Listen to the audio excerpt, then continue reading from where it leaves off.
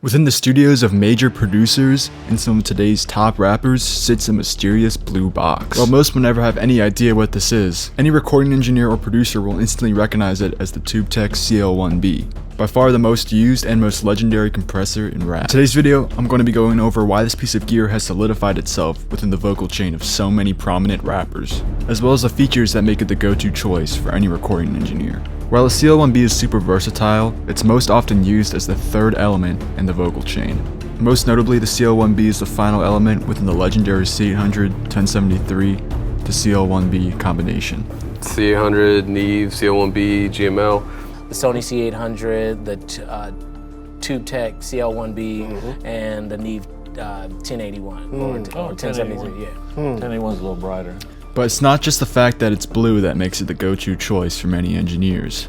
Many appreciate its smooth yet transparent sound that allows you to do a lot of compression with minimal distortion and minimal artifacts. The CL1B is not like an amazing compressor. It's kind of a utility compressor. It's in the background. It's benign. It's not heavy-handed. It's not like going through a Fairchild or something like that where it's really going to imprint the sound. Despite the compressor being quite transparent, it does provide a very warm and subtle saturation that can help polish certain mics, especially the Sony C800. While the compressor can tolerate a lot of signal, a lot of engineers prefer to use it in a very subtle way, just rounding out the vocals with a few dBs of compression. But pretty much it's just clean and simple. There's not like a lot of compressor thing. Unless I'm like not looking and fuck it up. Right. The way I use it, because CB can go from low to loud as fuck really quickly, and the last thing you want is your compressor to just smash that vocal, and then he's like, nah, but I like that take, and you're like, fuck. So I usually do this is the in, so that means that the compressor's in. The attack, I'm gonna bring it up to around 12 o'clock, just because I don't want it to be jumpy, especially because it's like once it hits that, you can't take this off. Once it's on there, it's on there. So you'd rather get a little bit less compression with this and then do more compression in the computer where you have more control and you can back it off. But the sound is only a small factor as to why people use the CL1B. One of the big factors that makes it attractive to most engineers is its ease of use. I wanted the tubetech instead, just because I like the sound of the tubetech, and it's a lot more, it's really easy to use. The Avalon was complicated. There's little tiny writing everywhere.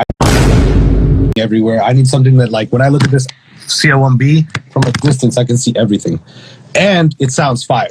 Not only that, the way the knobs are constructed allows settings to be changed on the fly super smoothly and super quickly. That's what gives the you that resistance feeling. on the knobs is huge. Huge. I feel like. It's so that's so fucking true. It's man. like when you grab a piece of gear and you turn that knob and you're like, oh, you get this resistance. It's like, yes. It's like it gives you that feedback, and it makes it satisfying when you're working. Or like when you're tweaking a tubetech, they have the loosest knobs on earth. I mean, you just know that's what it is. You know what I mean? Versus like exactly. Yeah. It's just I don't know. It's just it all ties into your emotional response ultimately. Exactly. And having the ability to quickly change settings without any discrepancies is vital. This is because most engineers, when using this compressor, will change the settings on the fly depending on the artist's performance. That's why you see most engineers with this compressor right beside them. The CL1B is far away from where the chair is. Either rent one for me and bring it in here, because they usually have rentals on site at Paramount for CL1Bs, or pull it out of the wall and put it next to me. Because the compressor is not a set it and forget it.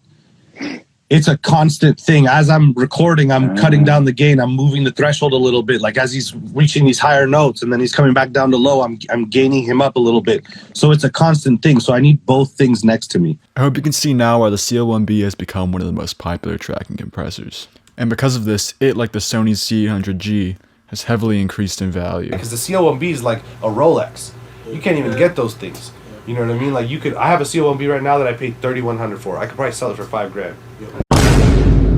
Before I get on with the rest of the video, I have something that's going to change y'all's life. At the moment, I'm willing to bet most of my viewers have terrible home studio setups, with loads of acoustic problems that could be hindering your productions and mixes. Luckily for you, I've teamed up with acoustics expert Gerhard Westphalen to bring you the Acoustics course, an extremely affordable and comprehensive guide on how you can revolutionize your home studio.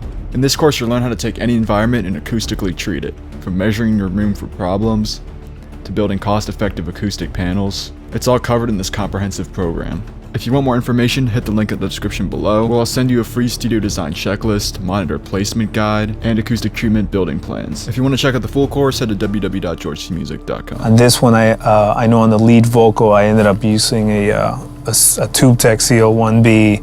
While the tubetech is most popular in the tracking world, it has made a remarkable stamp on the mixing side of things. It was a staple piece of the famous Larrabee vocal chain, which consisted of the CO1B and the Avalon 2055, used by mixers like Jason Joshua and Manny Marroquin. If y'all enjoyed that video taking a look at the tubetech CO1B compressor.